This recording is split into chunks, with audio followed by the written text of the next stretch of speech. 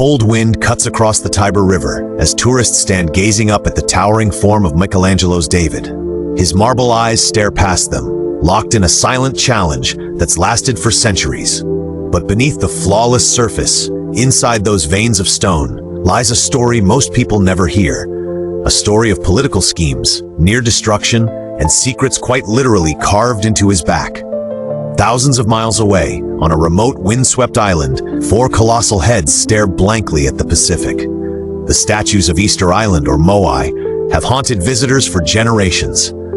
But the real mystery isn't just who built them. It's what lies buried beneath their shoulders, hidden under centuries of soil, waiting to rewrite everything we thought we knew. From the serene gaze of Buddha in Leshan to the battered torch of Lady Liberty herself, the world's most famous statues stand like silent witnesses to revolutions, scandals, and tragedies. They're more than stone and metal. They're vessels of forgotten confessions, coded messages, and sometimes outright lies. Today, we're peeling back the layers of myth and moss to uncover the hidden history etched into these giants, and what we find might change how you see them forever. Let's start in Florence.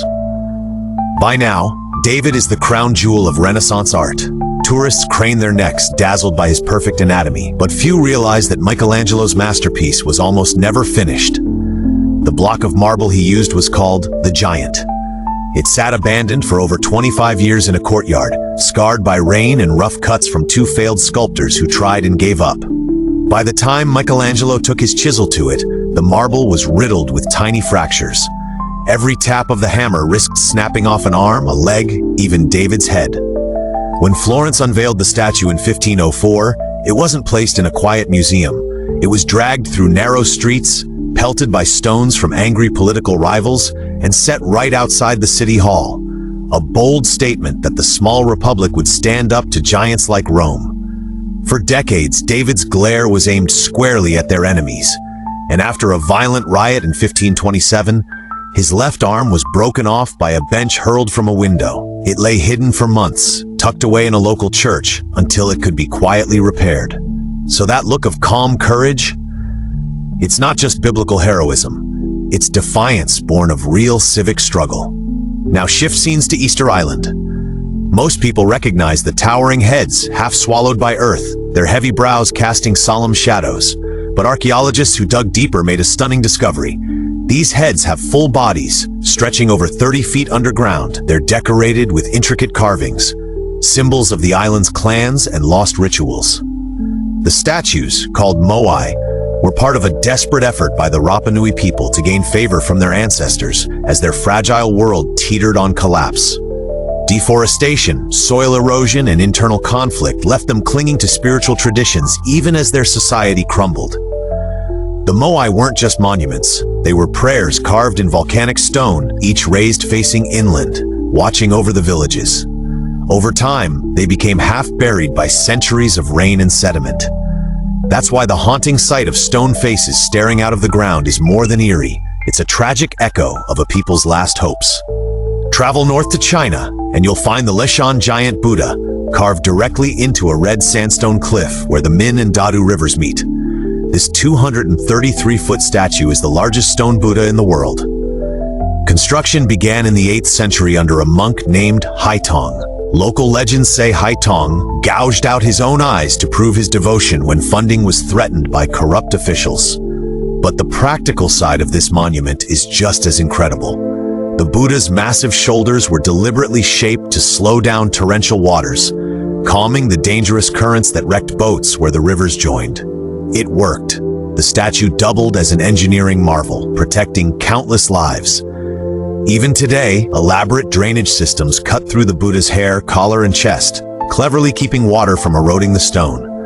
What looks like serene spirituality was also a daring solution to a deadly problem. Now picture New York Harbor. Lady Liberty stands tall, torch lifted high, a global symbol of hope. Yet when she first arrived from France in 1885, the Americans weren't sure they wanted her. Funding ran dry, and the pedestal she was meant to stand on was nothing more than a muddy pit. Newspaper publisher Joseph Pulitzer launched a massive campaign, urging everyday citizens to donate nickels and dimes. School children emptied piggy banks, Bartenders dropped their tips into donation boxes.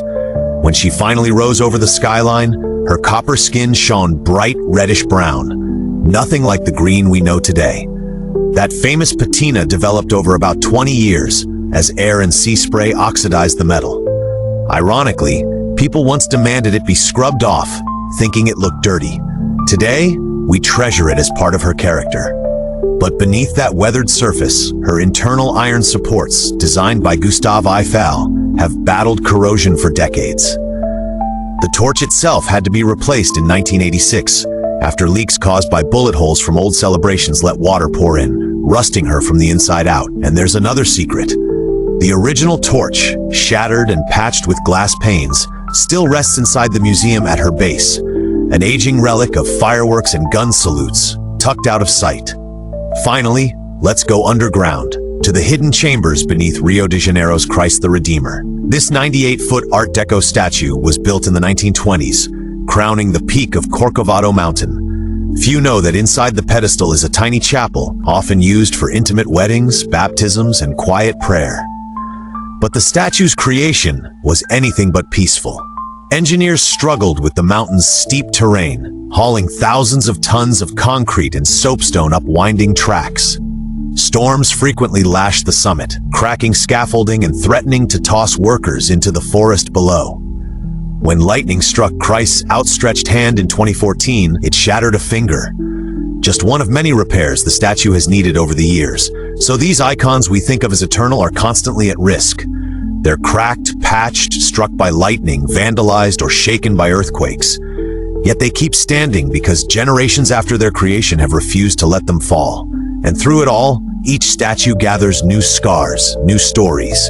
A hidden cavity behind David's legs, filled with iron rods to stabilize old cracks. Tiny graffiti etched into the Moai by 19th century sailors. Handwritten prayers stuffed into crevices of the Buddha.